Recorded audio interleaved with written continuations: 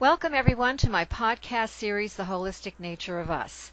I invite you to take a journey with me into a better understanding of the concepts behind our holistic nature and how that ties us directly to the natural world around us. My intention is to be your guide for this half hour as we begin seeing our world with fresh eyes, gaining more understanding and learning how we can connect the dots in practical ways that we are nature and nature's in us. I feature a broad range of guests deeply concerned about the environmental issues of our time and more. Authors and educators, practitioners and others whose passion for this earth and for all species help us create sustainable bridges of understanding. These folks are innovators, action-oriented, creating solutions in a variety of ways that honor us and the planet's holistic nature. I'm honored to share their stories, their projects, and their passion with all of you. So thank you again for joining us today for another engaging interview.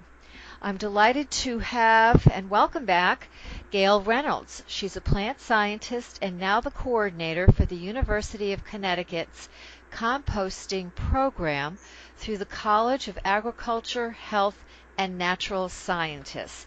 And today our topic's going to be all about composting. So welcome, Gail. Thank you. It's great to be here again. All right, so let's dig right in, pardon the pun, into composting. So tell us about your interest in composting and give us a general understanding of the composting world. Well, I've always tried to do backyard composting, not with much diligence, but also tried to do it. But in 2014, I'd been in my job as the Middlesex County Master Gardener Coordinator for about a year, and the Yukon Master Composter Program, which is held only in one site each fall, was going to be in Haddam, where the extension office is, and I figured, well, they're going to expect me to be there to open and close the building each night, so I might as well take the program. And it was something where I really enjoyed it because, again, the education provided is based on science. And I've just, always volunteered and learned more. And last year I became the state coordinator for the Yukon Master Composter Program. So, and what people really need, the first thing I'll say about composting is really all composting is managed decomposition. Because things break down, and if we want to break them down a little quicker, we can manage it, and that's what composting is. And there are different ways to do it. There, large scale, small scale, anaerobic, aerobic, and then worms, which eventually I'd like to talk about today.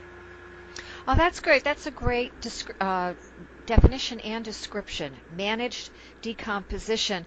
And of course, when we put table scraps out or we mow our lawn or we rake our leaves, we'd like things to break down a little bit faster, correct?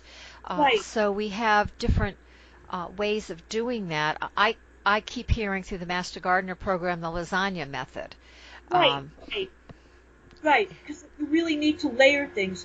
A lot of people have given a lot of thought to composting, and this includes many academics, and there are even, you can find on the internet, you can find what are called compost calculators, because you have to have a combination of browns, like, dead leaves and wood chips and things, and greens, which are greener things like, say, fresh grass clippings, food scraps. You have to have certain combinations and ratios of browns and greens, and then layer them. And then if you want to really have help your composting and kill all the weeds, seeds, and things, you need to get it hot enough and just cover it, which I might add my husband refuses to do. So Why is that? Oh, I don't know, just because. Oh, okay. I thought maybe there was some other reason for it. No, no, he just doesn't want to do that. So my outdoor composting does not get hot enough to kill the weed seed, so I have to be careful there because sometimes, you want to add compost to your soil because what compost can do to your soil is, in addition to adding some nutrients, it can also add better structure to your soil. For example, if you have a real clayey soil where water can't penetrate, if you mix compost in, you'll have more pockets for that water to stay and to penetrate and make it more available to plant roots. And similarly, if you have a very well-drained soil, like a very sandy soil, water goes right through. And if you add compost to that, the water will stay a little longer because it adds more structure. Right. And that doesn't necessarily take a long time, does it? No, no. So adding these materials in the spring and the fall certainly keeps our soil in a better balance, especially I know some areas around here are more clay. When you get down to the shore in Connecticut, you have more sand. So compost certainly enhances gardens in those two areas. Right. And, there's a lot of different, because where you have clay, you tend to have clay soils where there was once like a river bottom where clay settles or behind a dam. And when you have sandy soil, that sort of goes along with the clay soils because as water flows, it moves sand. And especially when Connecticut was glaciated, you had a lot of this activity. You had huge glacial lakes where there's no lake today. You had a lot of water as the Ice Age ended. You had a lot of water running under the sand, and you had a lot of like sand flowing and what's called ice contact stratified drift that are now, where people dig sand for, for road use and other uses. So there's a lot of that around. The sand's not just at the shore, and the silt, which becomes clay, really clay, isn't just, at existing lakes because we have a history here. So, and then you have other places where you just have kind of glacial till in your soil, and it's usually not that rich because it's generally, not always, but generally weathered from metamorphic rock, which isn't as rich a source of minerals and things as sedimentary rock. Like in the Connecticut River Valley, you have really great farmland because it's sedimentary. It's kind of sandstone called arkose. It's very rich in iron and other nutrients. And if you look at like in the past, like back when I was in grad school and things weren't computerized, you'd have to dig a soil pit, and that's how soils were classified. But now all that stuff you can access it in geographic information systems, and even there's an app I think it's called Soil Web, where it uses the GPS in your phone, and you'll just put it on, and it'll say, okay, you're standing here, and this is your soil type. It's amazing. Oh, that is amazing. I've never heard of that one. And have you tested it? Is it accurate? I assume it's accurate because it's promoted by like the National Resource Conservation Service. I don't question them. Okay. Really. They're the old Soil Conservation Service. Okay. So, and you can even use geographic information systems layers, which people who are professionals in that will, they get all this electronically, and they extract different things, and you can get a layer that says good agricultural soils, like in your town or in your state, based on, soil consistency and how water it is and how much the water is in it. And that's how a lot of, you can delineate wetlands, on the ground, which ultimately has to be done, but you get a good head start by looking at these layers which denote what wetland soils are. How interesting. Yeah. And in the transcript, we'll make sure we have the link to this app. Right. It's very interesting. Sure. Yeah, I would be pleased to do that.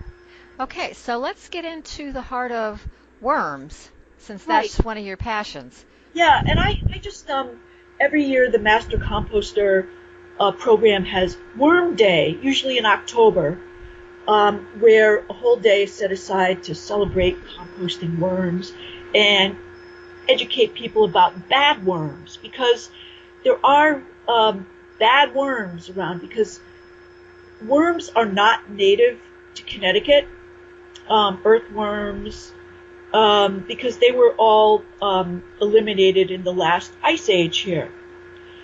And worms have been here, especially the colonists brought worms. So we have a lot of European, Eurasian earthworms, like, night crawlers and things. But there are also Asian worms that are very destructive. And it's just been publicized now. There's a professor at the University of Vermont, Joseph Goris, who comes to Worm Day every year, and he's been studying these invasive worms for many years, but he has trouble getting funding because worms just aren't that sexy, I guess. People don't want to study these, but the Asian worms, some people call them Alabama jumpers or crazy snake worms. They're because they move, their locomotion is sort of resembles a snake's locomotion, and they came here pretty much in the nursery trade. And they are very destructive in a forest setting. What they do is they homogenize the forest floor, like the layers of leaf litter and things that many of our forest species, not just trees but also understory species, they expect them to be in a certain way so that their seeds can germinate. But these worms come through and they just eat everything, and they homogenize the forest floor, and it really has an adverse impact on regeneration of plant species in forests. That's really interesting because, we all grow up with worms in the soil, right? So Absolutely. worms have been here for a while. We take them for granted. I don't think we delineate them into the fact that they're not native.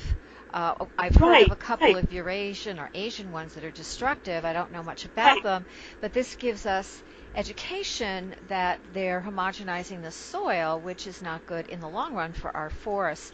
Do we see damage in our forests here in Connecticut right now? Oh yes. They're everywhere. And finally, there are some people studying this. Joseph Goris does study it on the side, but there are other people studying. In fact, the Asian worms there are laws forbidding them in New York State and in Wisconsin because they've done so much damage. They can even damage your lawn because at my office, we get calls from people, well, my lawn, there's this little depression, and it's probably these worms that are going through and just eating the roots of their grass, and so it sinks down. And they don't have any benefits. Then you can't even use them for fishing, because one of my master gardeners is a big, fisherman who, works with Cloud Unlimited and everything, and he says he's tried to put them on his hook and they explode. So you can't, because of the hydrostatic pressure, so you can't even use them for fishing. How about that? No. I have never heard that either. This is very, very interesting. Okay, so now we're seeing these worms having damage.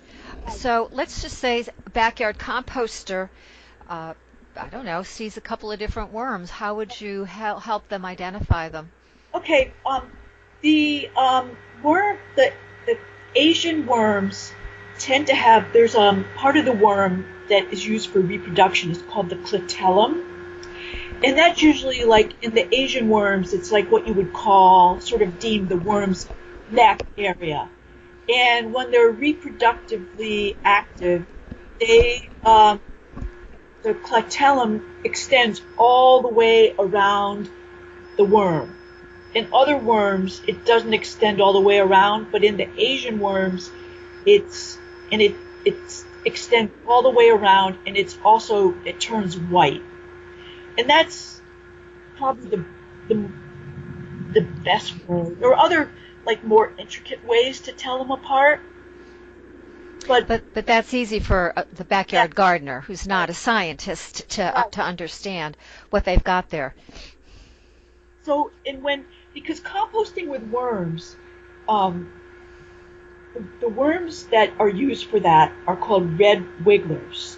Eins, the genus is, I believe it's Einstedia or something. I'll send that to you. But there are many people on the internet who are unscrupulous.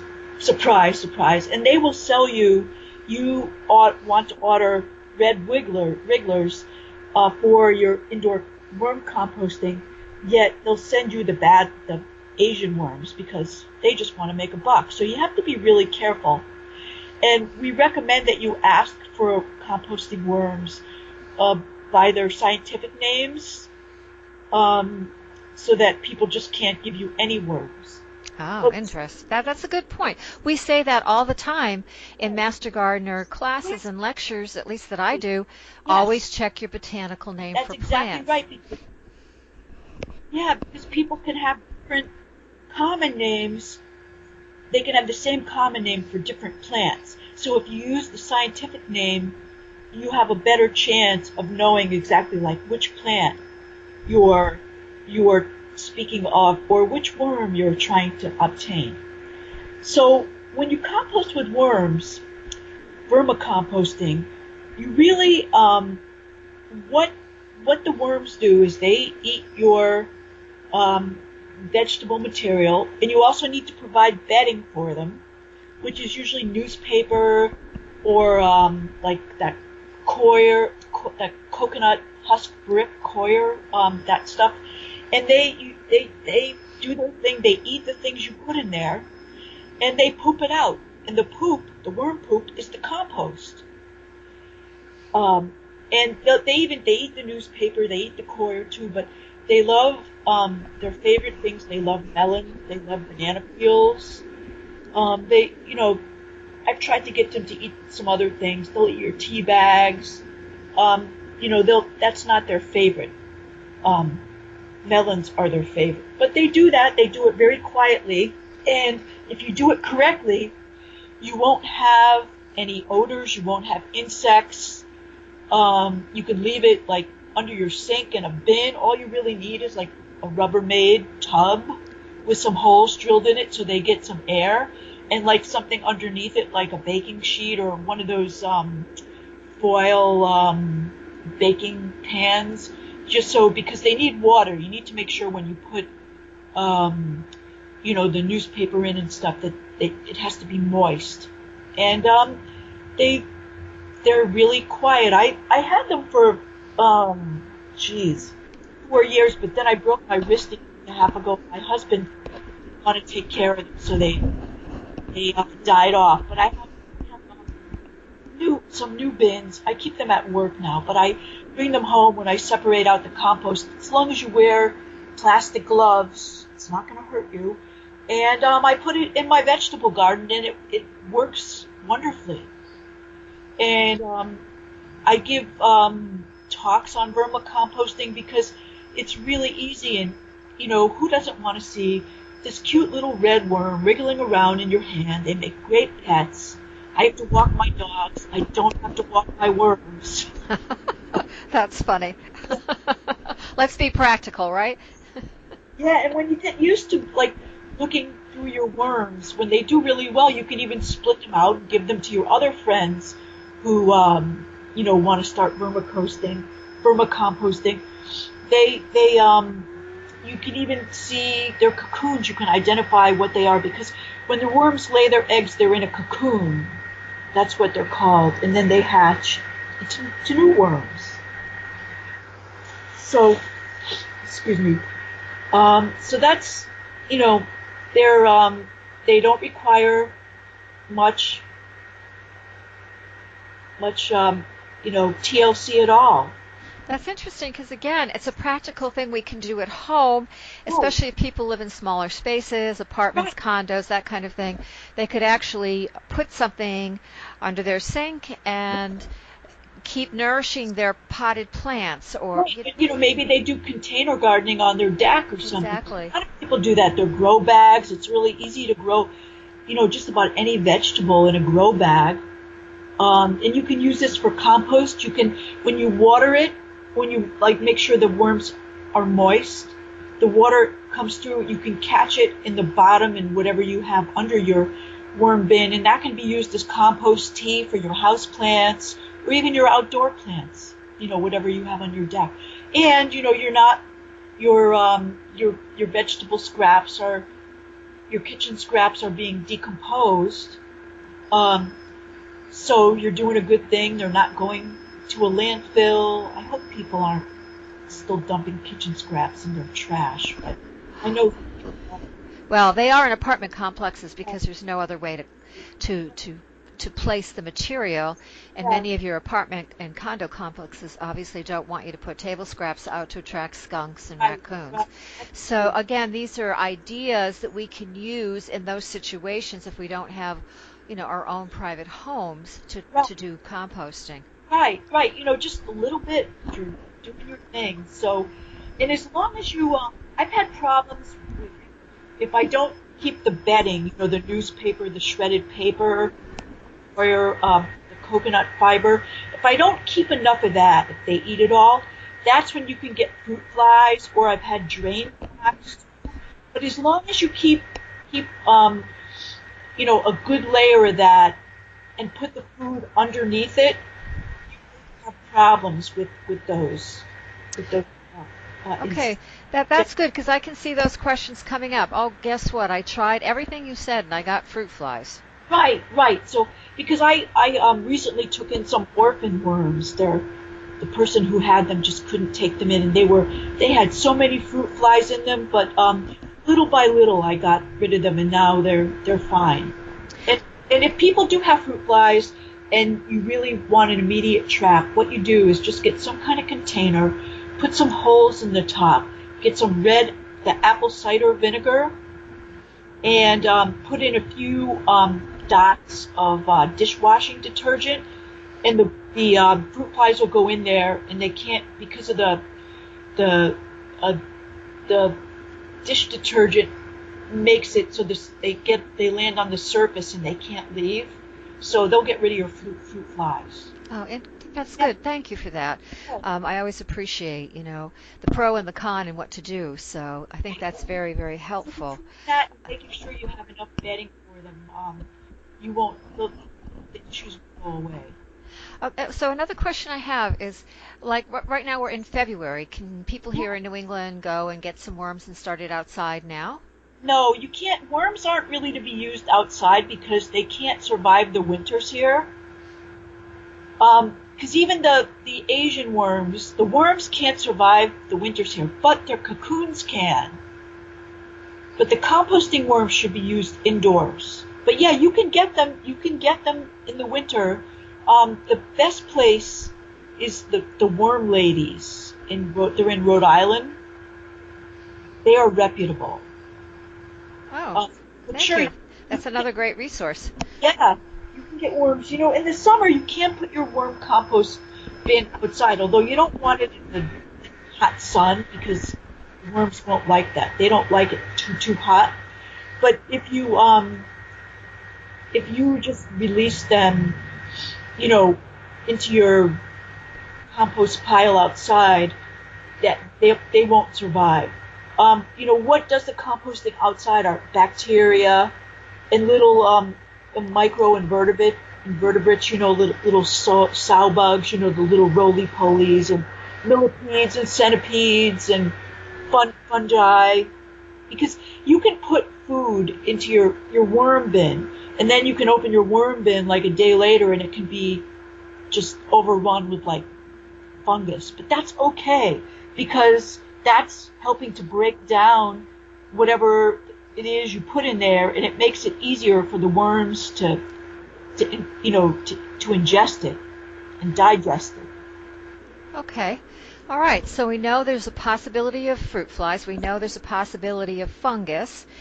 And you gave us ways to, work with both, and that the Yeah. fungus really is okay, because I can see that being another question. If you have an odor, that's the other thing is your stuff, as long as they have enough air, you should not have odors. If you put in your worm bin, if you put in too much food and your worms can't eat it fast enough, you can have an odor then. So what we say, the advice is like don't put in so much food. Just put in what your worms can handle. So, Gail, I have another question too. You've mentioned a couple things that the worms like, especially melons. Yeah. But if you don't typically buy that and you just have table scraps, you put the table scraps on the bottom, layer it with newspapers, and then put your worms on top. Is that correct? You put everything under the newspaper. Everything under the newspaper. Worms and all. Worms, food and all. Oh, they'll eat other things. I mean, they'll eat, they like lettuce and they'll eat zucchini. And like I mentioned, they'll eat your tea bags. Mm-hmm. So if you get a tea bag that is actual mesh and not just like paper, you're going to have to cut that open because they can't get into the mesh. They'll eat coffee grounds.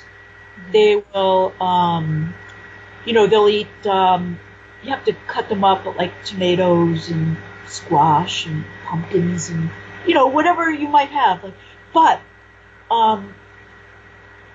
you shouldn't put it, like if you put salad materials and if you had put like oil dressing on them, that's not good because the oil, they don't like the oils.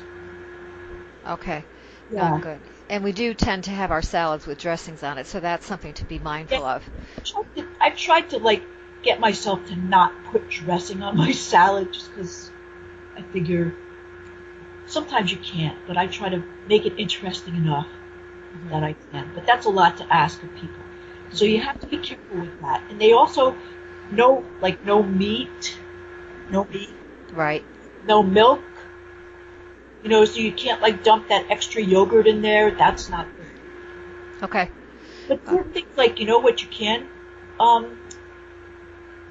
put in there, like you can crack up eggshells. You just can't put in eggshells. You have to sort of crunch them up. Uh-huh. They'll do those. Outdoor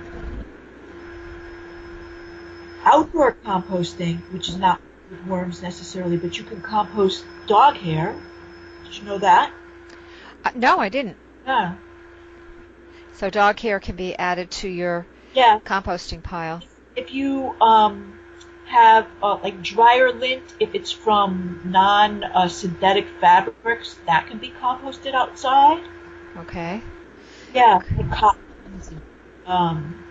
cottons, linens. Right. 100%. Pure may not be the right word, but 100% like cotton fabrics are not mixed with nylons and rayons and that kind of thing. Spandex, Exactly. Yeah. Well, Gail, do you have any other summary that you'd like to do, like summary of the 3 basic tips for composting? Well, the summary is if you have questions about composting, about equipment you need, about what you need to do, call your local extension center, master gardener office. They'd be really happy to help you. Another thing is you don't have to spend a lot of money on a composter, whether it's for worms or for outdoors. You don't need a fancy turner thing. And if you want one of those, go to it, do some tag sales, because you'll be bound to find an expensive composter that somebody purchased and then just lost interest in, and they're trying to get rid of it for, a lot less than you pay online or in a store. So that's another